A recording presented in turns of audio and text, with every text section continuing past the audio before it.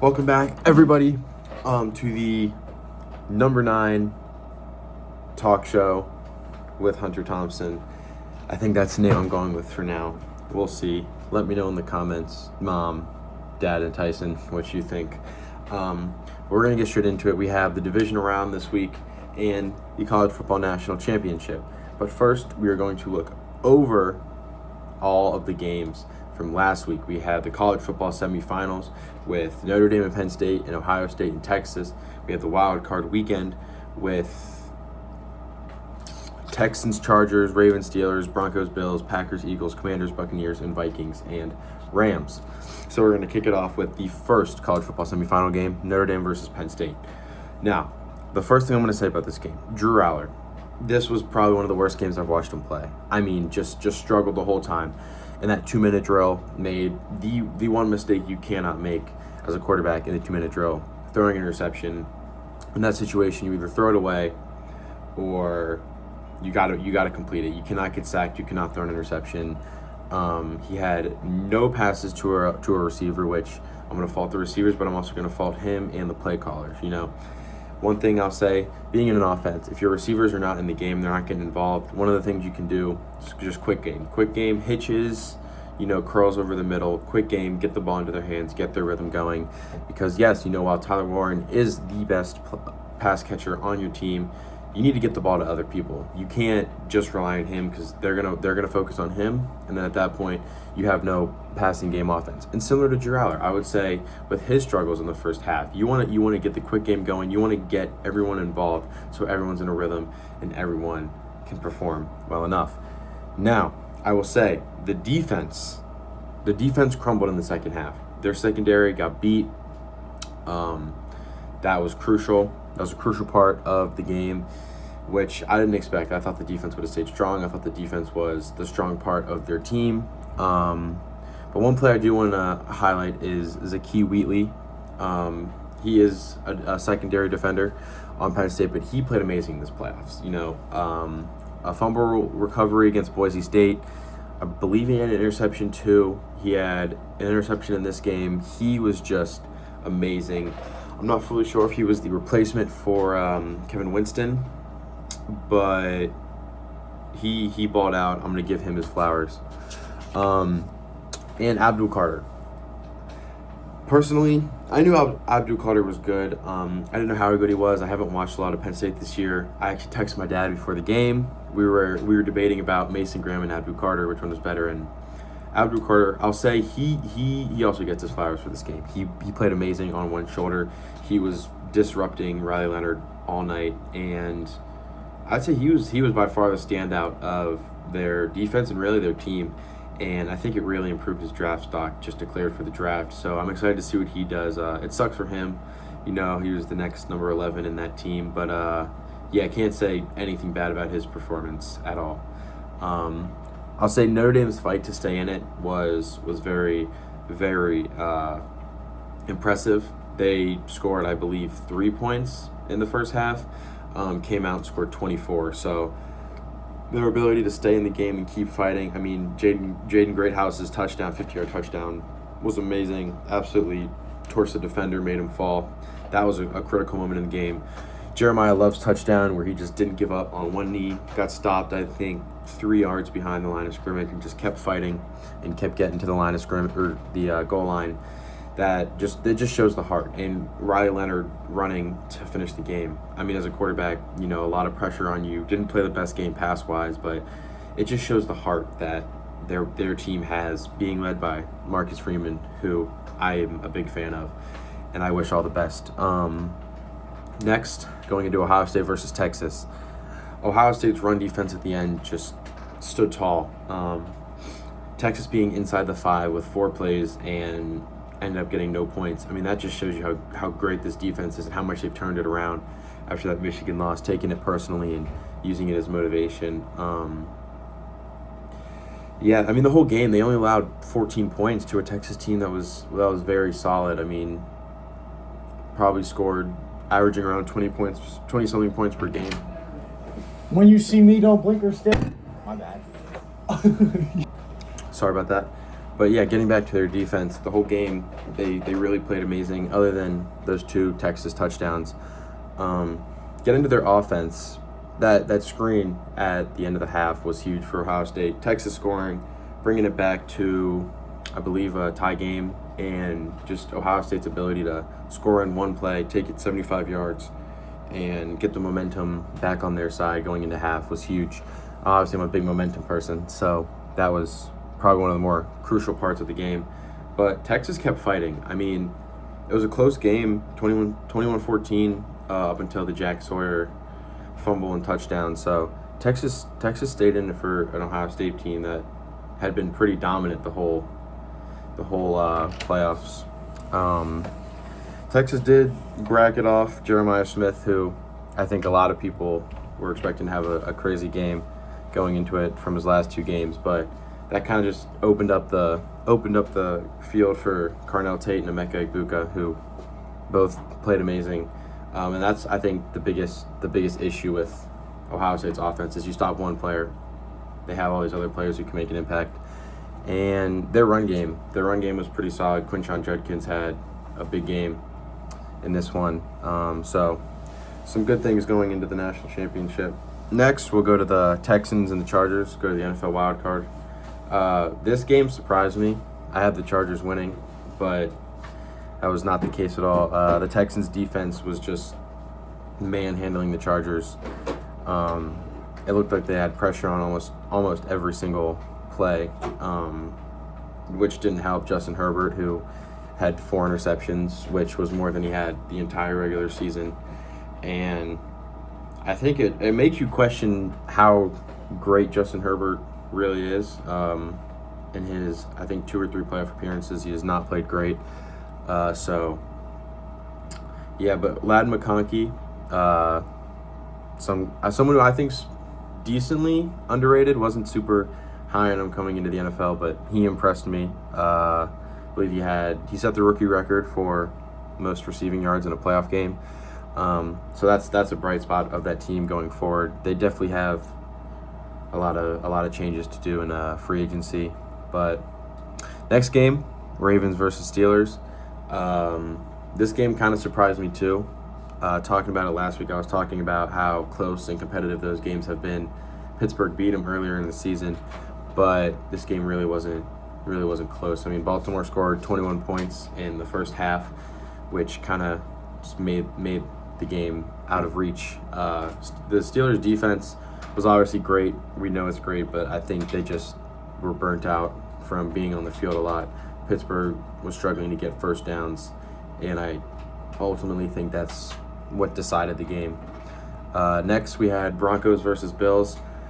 I wasn't surprised by this. I said the Bills were going to win pretty comfortably. I didn't think the Broncos were a great team, and I think they were playing one of the best teams, probably the Super Bowl favorite in the AFC. I will say I didn't watch much of this game, but I did see Bo Nix's touchdown pass, the first touchdown of the game, and I believe their only touchdown, which that was impressive. I think Bo Nix had a pretty solid rookie season compared to what people thought of him, so that's a good thing for Denver going forward. The next game was Packers-Eagles. I didn't watch a whole lot of this game, but the Eagles' pass game struggled for about half of the game. They weren't getting things going. A.J. Brown only had 1 reception in the whole game, but ended up having 2 touchdown passes, which led to them winning the game. And similar to Herbert, Jordan Love had 3 playoff starts. I'm pretty sure he has 4 interceptions to not that many touchdowns. So he's another young player who has been struggling in the playoffs and is going to be questioned a lot going into next season on how well he can do. The next game, Commanders versus Buccaneers. This was a good game. It was a very competitive game. Came down to the last kick. Jaden Daniels, being a rookie, looks like a vet out there. He's able to control the game, make the right reads, scramble when needed. And I'd say both defenses played pretty well. I believe the final score was 27-24, but both defenses, to what I saw, held their own in the game and both played amazing. And the last game, Vikings-Rams, this game shocked me. I also had the Vikings winning. It could have just been record. I got carried away by that. But the Rams had 9 sacks in the game, which I'm pretty sure is a playoff record. And if a team sacks you 9 times, you're probably not going to win the game. You're not going to score a lot of points. Darnold had 2 turnovers in the first half, an interception, which was a horrible throw that he just threw late, and then the fumble recovered for a touchdown. And Justin Jefferson didn't have a single reception in the second half, which you just can't. Your best player on the team, you got to get him involved as much as you can in the game plan. So that definitely didn't help him score any more points. The Rams scored 24 points in the first half, which, I mean, kind of put the game out of reach, similar to the Baltimore game. And Jordan Addison he had 8 targets, but only 3 receptions for 29 yards. So, you weren't getting Justin Jefferson involved. You were trying to get Addison involved, but it wasn't working. So, really can't say anything else about that. I don't think Sam Darnold is guaranteed a big money contract after the way he played the last 2 weeks. I wouldn't count out them moving towards J.J. McCarthy. I think it'll really depend on how the offseason goes. But moving on to this week, the biggest game, the national championship, Ohio State at this point is an 8.5-point favorite. I'm not sure if I'd take the over-under on that. I think probably take the over the way this Ohio State team has looked. They held Texas to 62 rushing yards, and rushing is Notre Dame's offense. I don't think passing they'll do much on Ohio State. I think they're going to have to establish a run game, but this is against a very good run defense from Ohio State, a good defense in general. Ohio State had 4 sacks against Texas, and with Anthony Knapp being out for the game, Notre Dame's left tackle, I think they could replicate something like that, especially the way JTT and Jack Sawyer have been playing in the playoffs. Quinshon Judkins and Trayvon Henderson had 15 carries for 81 yards and 2 touchdowns against Texas, and I thought Texas had the best defense in the country, so I think this Notre Dame defense has their hands full. Like I said earlier, Texas bracketed Jeremiah Smith. Only had 1 reception, but that left Emeka Egbuka and Carnell Tate for 12 of Will Howard's 24 receptions, 139 of his 289 yards, with Tate leading with 7 receptions for 87 yards. So, once again, Benjamin Morrison is out, who's Notre Dame's cornerback 1. He hasn't played at all in the playoffs, but if they're going to worry about Jeremiah Smith, that's just going to leave the other 2 open. But I will say Notre Dame takes advantages of the opportunities that they are given with turnovers and field position. So that's something I think they could transfer over. Like I said earlier, they scored 24 points in the second half of that game. But I think Ohio State has the better offense and better defense. So I'm taking Ohio State to win that game probably by anywhere 10-14 maybe. I could see more. Don't really see anything less than that. So you have Ohio State as the national champion, who I thought was going to make it before the season. I wasn't sure how Ryan Day would do in big games, but looking at this team, I just think they're on a crazy streak right now. They have all the momentum, and they're just a better team. Moving on to the divisional round, Chiefs versus Texans, the first game. They played in Week 16, and the Chiefs won 27-19. In that game, Mahomes had 293 all-purpose yards, 2 touchdowns, and 0 interceptions. Xavier Worthy had one of his best games of his rookie season, 7 receptions, 65 yards, and a touchdown. On the Texans side, Stroud went 23 for 29, 244 yards, 2 touchdowns, and an interception. Tank Dell was a leading receiver in the game, had, I believe, 97, 93 receiving yards and a touchdown, but he won't be playing this game. He had that horrible injury that put him out for the season.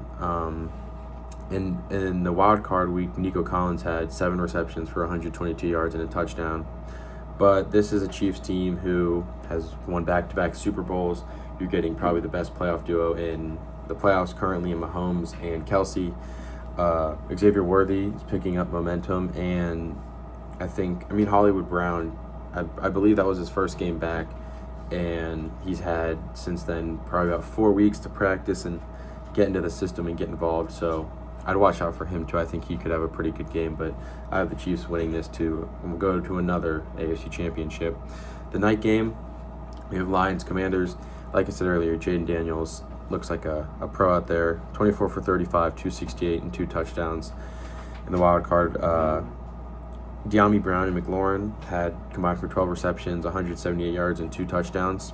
So they were a big factor in the game. But Jaden Daniels was their leading rusher with only 36 yards, and I don't think that can happen in like this game, especially against a defense like the Lions. I think Brian Robinson and Austin Eckler have to step up and help that run team.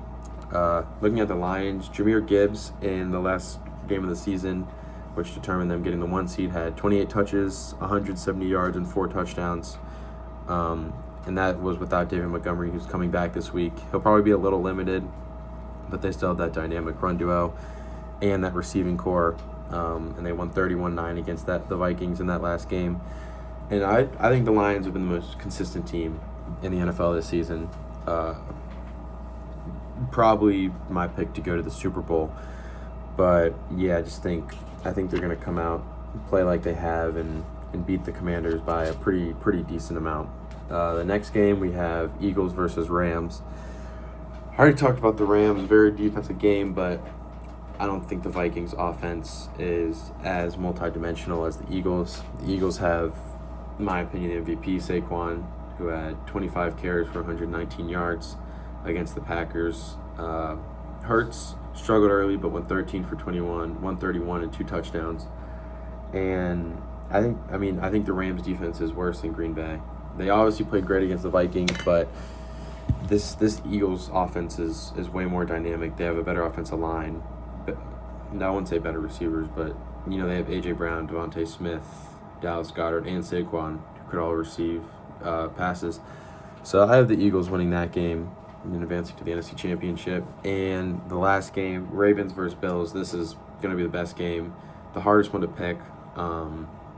In Week 4, Buffalo lost 35-10 to Baltimore. In that game, Henry had 199 yards and a touchdown on only 24 carries. Lamar had 156 passing yards and 2 touchdowns on 13 completions and 54 yards and a touchdown on 6 rushes. So they really dominated, but with no Zay Flowers this week and the Bills being home and Lamar's playoff struggles, I'm going to take Buffalo in that game. I think it'll be close, come down to a field goal, maybe a touchdown. But I have Buffalo winning that and going to Kansas City again for the AFC Championship. And lastly, the wide receiver winners of this week. Because of the playoffs, I wasn't going to do any losers. We're just going to highlight the people who played amazing. I already talked about 2 of them. Lad McConkey, obviously, 9 receptions, 197 yards, and a touchdown. Set a playoff rookie receiving record. I kept them in that game with that 1 touchdown. Once I kept them in the game, almost brought them back in that game with that 87-yard receiving touchdown he had. Nico Collins, 7 receptions, 122 yards, and a touchdown. I think he's one of the most underrated receivers in the league. He's obviously the Texans' wide receiver 1, and he showed up in a playoff game when they needed him with Diggs and Tank Dell injured. And lastly, I never thought I'd put this guy here, Mike Evans, 7 targets, 7 receptions, 92 yards, and a touchdown. And what a lot of people were excited for that matchup. Obviously, him and Marshawn Lattimore have a lot of history throughout the years. Lattimore won most of those matchups, but for the first matchup with Lattimore on the Commanders, Mike Evans definitely won it, and it wasn't really competition. He kind of dominated. But yeah, that's all I'm excited for this weekend, and I'll see you guys next week.